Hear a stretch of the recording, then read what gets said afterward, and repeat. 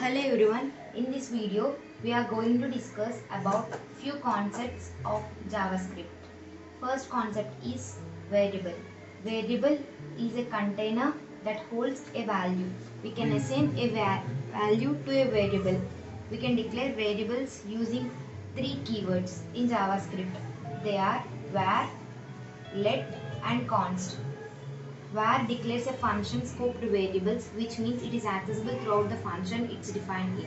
Var is the oldest keyword and they can be redeclared and updated. Here var is the keyword used for declaring the variables and the name CSC is assigned to the name. And let is a block scoped variable, which means it only accessible within the block it is defined in, like a function, loops or a conditional statements. They cannot be redeclared and can be updated. And const declares a constant variable, which means its value cannot be changed once declared. Here example, const the value of pi is 3.14. The second concept is arrays. Array is a data structure that stores a collection of elements which can be of any data type, including strings and numbers. We can declare an array using a variable name and the array name and the elements in the array. We can access array elements using array indexing. And to get the output in JavaScript, we use console.log. And here to get the output of CSC, which is in the index 0, we used here. We can access the array elements using indexing. And multidimensional arrays. For matrix and large number of arrays, we can use multidimensional like 2D and 3D arrays. And we also have array methods like push, pop, shift and unshift. Push means it adds elements to the end of the array. Here, to add an extra branch to the original branch table, I have used push. Syntax of push is array name dot push of which element we need to add. We need to add here. And pop. Pop removes the last element from the array. Shift removes the last element from the array. Here are the examples. Unshift adds elements to the beginning of the array. And the third concept is functions. A function is a block of code that can be called multiple times from different parts of a program. We use functions for the reusability, modularity and efficiency. Declaring a function. We can declare a function using function name and insert parameters. Here is an example. We can call a function by using parameters. Here is a sample program of adding two numbers.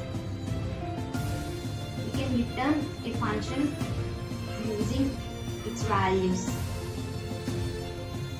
Third concept is object. An object is a data structure that stores a collection key value pairs, also known as properties. We can create objects using literal notation and constructor notation. And we can assign the values directly, or we can assign the values by creating a new object and assigning to it. Object properties. Key value pairs. Objects store data in key value pairs where the key is a string and the value can be of any data type. And also keys are also known as property names or identifiers. Values can be strings, numbers, booleans, arrays, objects, functions. We can access object properties using dot notation and bracket notation. And we can also alter the elements by adding and removing. We can add, for example, here we can add a column like occupation to a personal details, and also we can remove the age column to that personal details. Also object methods. Functions. Objects can have functions as properties which are called methods. And the fifth concept is loops. Loop in JavaScript are used to execute a block of code repeatedly for a specified number of iterations. And we use loops for iterating over arrays or objects and performing a repeated task, for creating animations or effect, and to process the data in bulk. There are different types of loops like for loop, while loop, do while loop. And the syntax for loop is for initialization, condition and increment. Here is the example. For let I equal to 0, I less than 5, I plus plus, which gives the output of the numbers 0 to 4. And the while loop. Syntax for while loop is while, condition and the block of code. Do while loop. Do in the code, and in while we have to write condition. Iterate through an array with a for loop. We can also iterate through an array using an array in a for loop. Here is the example.